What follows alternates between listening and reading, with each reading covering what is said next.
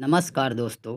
आज की कहानी है सेतु कुमार की लिखी हुई 1 रुपए का सिक्का। 7 फेरों के बाद अब रंजीता की विदाई की रस्म भी संपन्न हो गई थी। विवाह भवन अगले 3-4 घंटों में खाली करना था, इसलिए लड़की पक्ष के मेहमान अब अपने अपने कमरों में अस्त व्यस्त पड़े कपड़ों और दूसरे सामानों को पैक करने में लगे थे। रंजीता के पिता गोविंद बाबू और माँ चंदना देवी मिठाई के डब्बे और तोहफे एक एक कर सारे मेहमानों को सधन्यवाद प्रदान कर रहे थे। अभी तक तो विवाह की तैयारियों की व्यस्तता में समय कट गया था, पर अब इकलौती पुत्री की विदाई के दर्द की चुभन माँ पिता को महसूस होने लगी थी। गोविंद बाबू की आंखें तो सूखने का नाम नहीं ले रही थी, पर चंदना देवी ने हिम्मत रख रखी थी। वो जानती थी कि अगर वो भी टूट गई तो गोविंद बाबू को संभालना और भी मुश्किल होगा। फिर विवाहोपरांत का इतना सारा काम कैसे निपटेगा।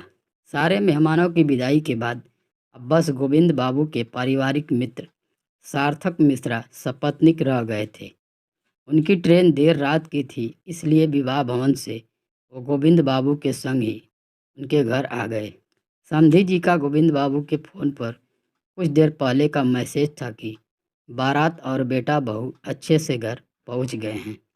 रंजीता बिटिया और उसके सामानों से कल तक भरा भरा लगने वाला घर आज एकदम खामोश सा हो गया था। माता पिता का बार बार मन तो कर रहा था कि वीडियो कॉल करके एक बार रंजीता को देख लें, उससे बातें कर लें। फिर लगता था कि अभी तो बिटिया के ससुराल में सारे लोग नई बहू के स्वागत में होने वाली रस्मों को निभाने में व्यस्त होंगे। तभी समधी जी के नंबर से गोविंद बाबू के व्हाट्सएप पर वीडियो कॉल की घंटी बजी। गोविंद बाबू की आंखें चमक उठी थी। जरूर रंजू बिटिया से बात कराने के लिए समधी जी ने वीडियो कॉल लगाया होगा। चंदना देवी भी व्हाट्सएप कॉल की आवाज़ सुनकर पतिदेव के फ़ोन की स्क्रीन के सामने टकटकी लगाकर बैठ गई थी। समधी जी और समधन जी को मेरा प्रणाम। उधर से समधी जी विवेकानंद जी से हाथ जोड़ते हुए कहा, हम सबका प्रणाम भी स्वीकार कीजिए विवेकानंद बाबू। अभिवादन के आदान प्रदान के पश्चात विवेकानंद जी थोड़े गंभीर हो गए थे। गोविंद बाबू, दरअसल बहू ने हमें असमंजस में डाल दिया है। उसने मुंह दिखाई में जो मांगा है उसे लेकर हम कोई निर्णय नहीं ले पा रहे हैं। विवेकानंद जी की बातों ने गोविंद बाबू और उनकी पत्नी को अचानक से बेहद चिंतित कर दिया था। रंजीता जैसी समझदार लड़की आखिर ऐसा क्या मांग बैठी थी।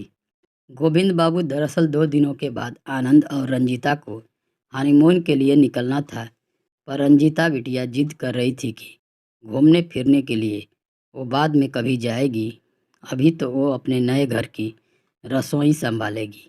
कहती है कि कहीं आने जाने की बजाय अपने नए परिवार के सारे सदस्यों के साथ कुछ समय आराम से रहना चाहती है।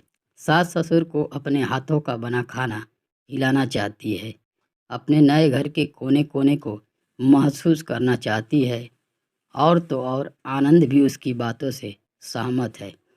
विवेकानंद जी बोलते बोलते भावुक हो गए थे। उधर चिंता में घुल रहे रंजीता के माता पिता बेटी की बेहद प्यारी सी जिद पर फूले नहीं समा रहे थे। गोविंद बाबू, हम बिटिया का ये आग्रह स्वीकार तभी करेंगे जब आप दोनों हमारा एक निवेदन मान लेंगे। विवेकानंद जी ने पुनः समधी और समधन को दुविधा में डाल दिया था।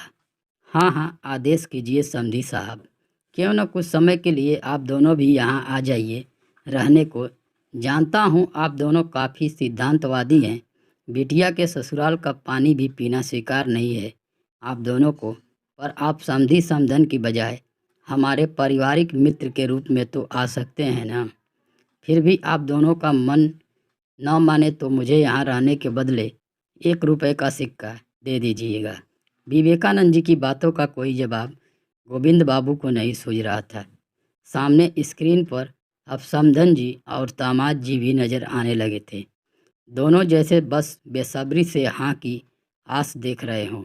बस पापा, अब कुछ मत बोलिए, मैं अभी निकल रहा हूँ आप दोनों को लेने के लिए।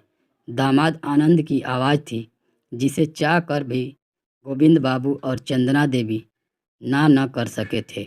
विवेकानंद जी और उनकी पत्नी के चेहरे की खुशी देखते बन रही थी, पर स्क्रीन के एक कोने में चुपचाप खड़ी दिख रही रंजीता की आंखों ने खुशी के आंसुओं को छिपाने से जैसे इनकार कर दिया था। पहले तो ऐसा मायका और अब ससुराल में ऐसे अनोखे परिवार को पाकर वह स्वयं को दुनिया की सबसे भाग्यशाली महिला समझ रही थी।